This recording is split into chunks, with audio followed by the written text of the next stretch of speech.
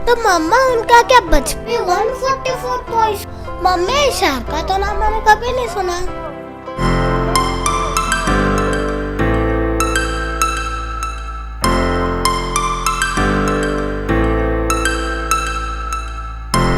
वैसे मम्मी हम लोग तो अभी तो मर्दानी 3 आ रही है। वैसे क्या Mardaani is created by true events? या बेटा it is created by true events, but मैं आज आपको एक रियल लाइफ मर्दानी की स्टोरी सुनाती हूँ। और बेटा उनका नाम था आईपीएस मीरन चड्डा बोरवंकर। उनका जन्म हुआ था पंजाब के फजलका शहर में। मम्मी इस शहर का तो नाम मैंने कभी नहीं सुना। बेटा वो शहर बहुत छोटा था बट उनके सपने बहुत बड़े थे। पता है उनके पापा ना पुलिस में थे, इसलिए बचपन से उन्हें यूनिफॉर्म से प्यार था। वो डिसिप्लिन में थी और देश के लिए कुछ करने का जज्बा था उनके अंदर। उनकी माँ एक स्कूल टीचर थी जिन्होंने उन्हें वैल्यूज और एजुकेशन का इम्पोर्टेंस समझाया। उनकी फैमिली बेटा ये जानती थी कि पुलिस में होने से लाइफ कितनी ज्यादा टफ हो जाती है, इसलिए उनकी इतनी ज्यादा सपोर्ट में उनकी फैमिली थी नहीं इस डिसीजन के। तो मम्मा उनका क्या बचपन से सपना था पुलिस बनने का? हाँ बेटा उन्होंने बचपन में ये सोच लिया था कि मैं तो पुलिस ऑफिसर बन के रहूंगी। और कॉलेज में उनके टीचर ने उनसे बोला कि तुम्हारी पर्सनैलिटी अथॉरिटी वाली है, तुम एक दिन बड़े होकर आईपीएस ऑफिसर बनोगी। बेटा उन्होंने यूपीएससी एग्जाम क्रैक किया और 1981 के बैच में वो बनी आईपीएस ऑफिसर। और पता है बेटा उस बैच में 144 लड़कों के बीच में वो अकेली फीमेल कैंडिडेट थी।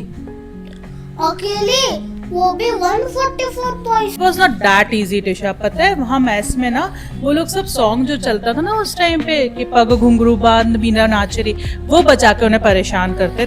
तो उन्होंने ना पहले अपने एक ऑफिसर को कंप्लेन करी, बट उन्होंने बोला अब तुम नई आई हो, पहली लड़की हो तो थोड़ा कुछ तो तुमको सहना पड़ेगा। बट उन्होंने सहना नहीं माना।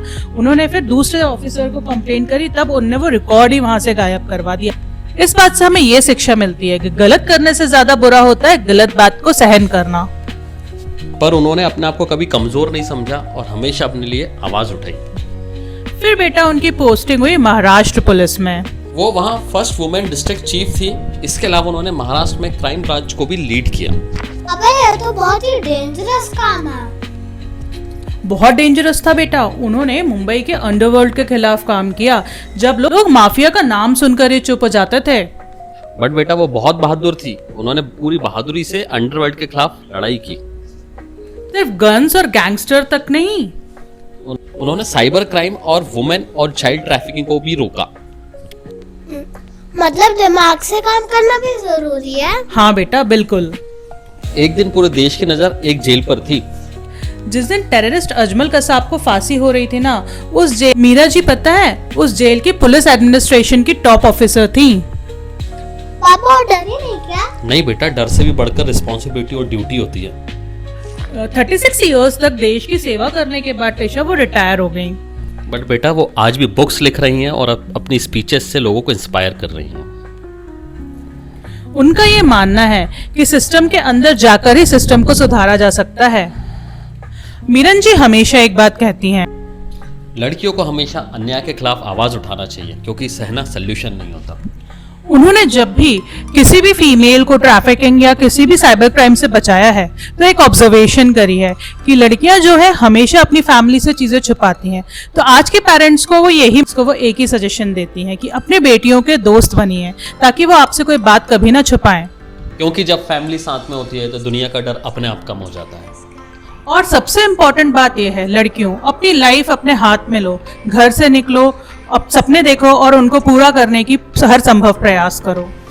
जब भी कभी सेल्फ डाउट हो और लगे लाइफ में हम कभी कुछ नहीं कर सकते, तब एक नाम हमेशा याद रखना, आईपीएस मीरन चड्डा बोरवंकर। ये रियल लाइफ मर्दानी की स्टोरी ज्यादा से ज्यादा शेयर कीजिए और इस चैनल को सब्सक्राइब करना मत भूलिएगा क्योंकि यहाँ पे सिर्फ बातें नहीं होती, एक रियल लाइफ इंस्पिरेशनल स्टोरीज मिलती हैं जो आपके साथ साथ आपकी सोच भी बदल सकती है। जय हिंद, थैंक यू।